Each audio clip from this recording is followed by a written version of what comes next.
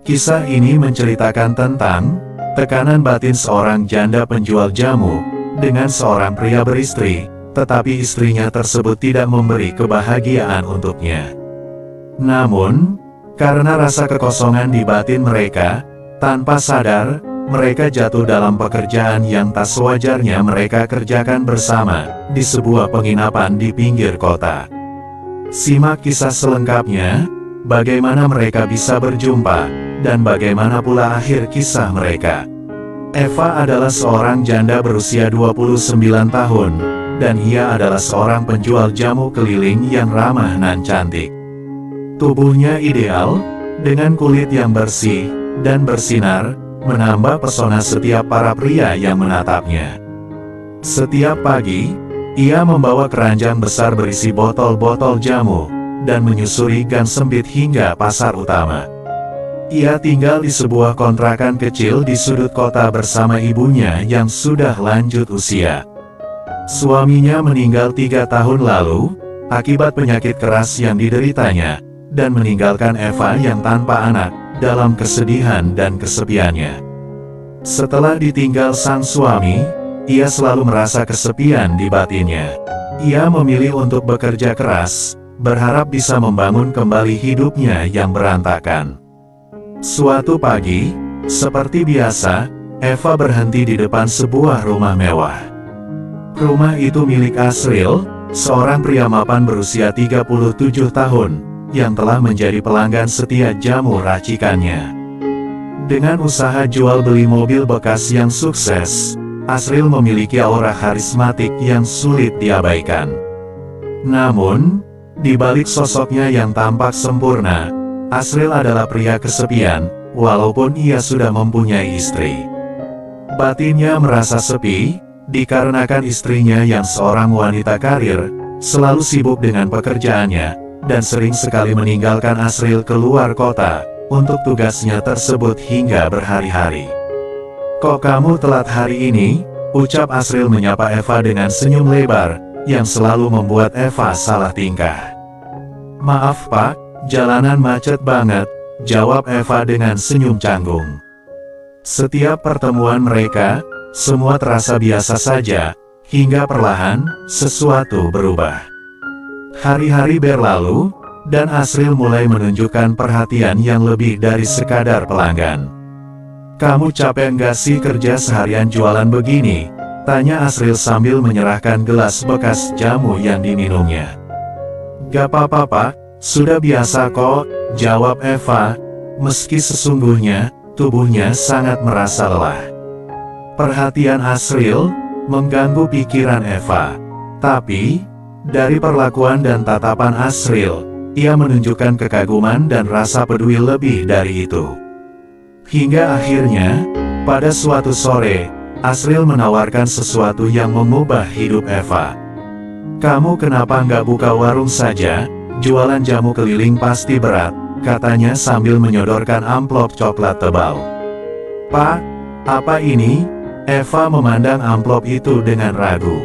"Anggap saja ini bantuan untuk kamu, saya tahu, kamu punya potensi besar, jangan pikir yang aneh-aneh," jawab Asril dengan nada ringan, namun terlalu dalam untuk disebut sekadar ramah.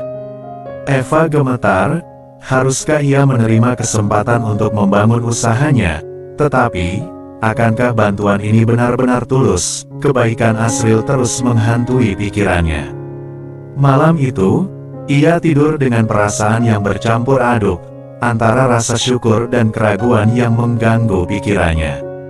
Seiring waktu, hubungan mereka semakin akrab. Awalnya, semua terjadi dengan alasan sederhana, konsultasi bisnis atau sekedar mengobrol ringan. Namun, semakin lama, percakapan mereka menjadi lebih pribadi.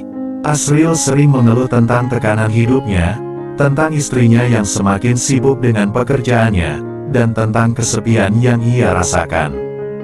Dan begitu pula dengan Eva. Eva menjelaskan tentang perasaannya setelah suaminya meninggal. Batinnya sangat kesepian, dan yang paling parah, saat malam tiba, Eva bercerita, jika ia sangat tersiksa batinnya waktu malam sudah muncul. "Aku tahu," Ini salah, pikir Eva, setiap kali mereka berbicara lebih dari yang seharusnya. Asriel memberi sesuatu yang selama ini ia rindukan. Rasa dihargai dan didengar sebagai seorang janda yang berjuang sendiri. Ia merasa menemukan tempat bersandar.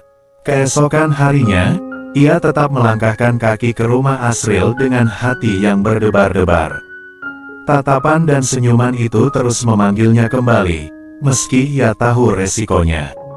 Sebuah kejadian di sore yang mendung, menjadi awal mula segalanya. Setelah menyerahkan jamu, seperti biasa, Asriel memintanya untuk duduk sebentar. Mereka berbincang di teras rumahnya, ditemani segelas jamu racikannya. "Eva, aku merasa tenang kalau bicara sama kamu," ujar Asriel pelan, tapi suaranya penuh keinginan. Eva hanya diam tidak menjawab. Namun, saat Asriel menggenggam tangannya, ia tidak menariknya. Di detik itu, mereka tahu sudah melanggar batas. Dengan keadaan rumah yang hanya mereka berdua saja di teras, dan juga batin mereka yang merasa kesepian, mereka telah terbawa suasana yang telah mereka ciptakan. Dan tanpa banyak bicara, Asriel pun mengajak Eva ke ruang tamu untuk babak berikutnya. Karena perasaan yang tumbuh dengan begitu hebat, dan juga gejolak perasaan mereka yang sudah tak dapat terbendung, tanpa sadar, mereka mulai membahagiakan batin yang kesepian. Walaupun ada keraguan di antara mereka, akhirnya, mereka pun jatuh dalam pekerjaan yang seharusnya tak pantas dilakukan oleh mereka. Eva dan Asriel tahu, mereka berdua sangat terlalu rindu dengan kebahagiaan yang telah lama hilang. Singkat cerita, dari modal yang diberikan oleh Asriel, membuat usaha Eva berkembang pesat. Dari seorang penjual jamu keliling, warung kecil Eva kini mulai ramai pelanggan.